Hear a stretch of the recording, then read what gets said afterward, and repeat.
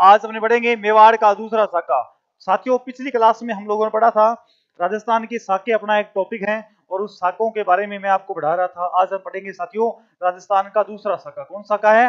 राजस्थान का दूसरा साका। राजस्थान की धरा पर कहते हैं एक बड़ा ही युद्ध लड़ा गया था, इसकी आपको भूमिका बताएंगे।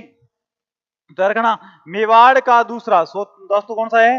मेवाड़ का या नाम आ जाए चित्तौड़गढ़। कौन सा आ जाए? मेवाड़ नाम आ जाए साथियों, या आ जाए चित्तौड़गढ़ आ जाए, तो इसका दूसरा साका का दूसरा क्रमांक संख्या 2 नंबर साथियों साका अगर हमसे पूछे तो वो कौन सा हो जाएगा? वो हो जाएगा अपने मेवाड़ का दूसरा साका। और दोस्तों देख सकते हैं आपके सामने मैं पहले रूपरेखा बनाऊंगा। इस समय यह घटना कब की है साथियों? यह घटना कहते हैं खानवा, एक प्रसिद्ध राजस्थान की हिस्ट्री में एक युद्ध लड़ा गया था, खानवा का युद्ध। दोस्तों कौन सा था? देखना नहीं, एक बार आपको समझेगा। आपने पढ़ा होगा खानवा का युद्ध। खानवा का युद्ध दो रियासतों के मध्य लड़ा गया था। पहली रियासत दोस्तों कौन सी है? मेवाड़ रियासत। कौन सी है? मेवाड़ रियासत। और दूसरी कौन सी साथियों इस समय? दिल्ली। दूसरी कौन सी है? दिल्ली। दिल्ली में साथियों इस समय शासक का नाम था बाबर। क्या नाम था दोस्तों? दिल्ली में नाम था बाबर था। और मेवाड़ में इस समय शासक कौन थे? शक्तिशाली। तो याद रखना अपना राणा सांगा। अपना राणा सांगा इस समय शक्तिशाली था। देखिएगा 17 मार्च 1527 को, 17 मार्च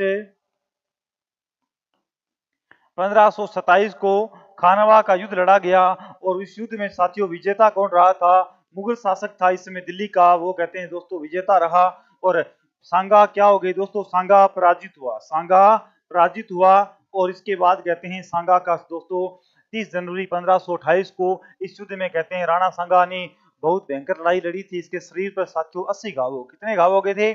सांगा के शरीर पर 80 घाव हो गए थे। इसीलिए कहते हैं कर्नल जेम्स टोड ने क्या संज्ञा दी थी? कर्नल टोड ने साथियों इसके सैनिकों का भग्नावेश या एक सैनिक के रूप की संज्ञा प्रदान कर दी। किसको कर दी? हमारे राणा सांगा, हमारे राणा सांगा को कर दी। इसके बाद दोस्तों सांगा का कहते हैं खानवा युद्ध के बाद में याद रखना 30 जनवरी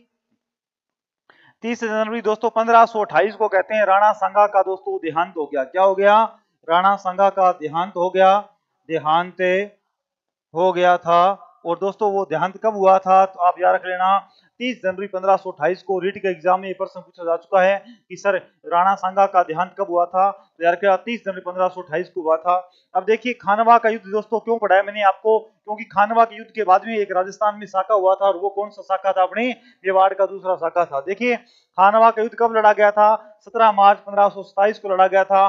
कहां पर लड़ा गया दोस्तों? खानवा पड़ता है राजस्थान की भरतपुर में। कहां पर लड़ा गया? खानवा पड़ता है राजस्थान के भरतपुर में। खानवा के अंदर जो साथियों युद्ध लड़ा गया था, इस युद्ध में राणा सांगा पराजय हुई। और राणा सांगा के साथियों शरीर पर बिल्कुल कितने घाव थे? अगर हमसे पूछे घाव तो कितने करेंगे? 80 घाव थे। सैनिकों की संख्या, सैनिक का रूप कर्नल जेम्स टोड ने इसे एक संज्ञा प्रदान कर दी। क्या कर दी? कर्नल जेम्स टोड ने एक संज्ञा प्रदान कर दी।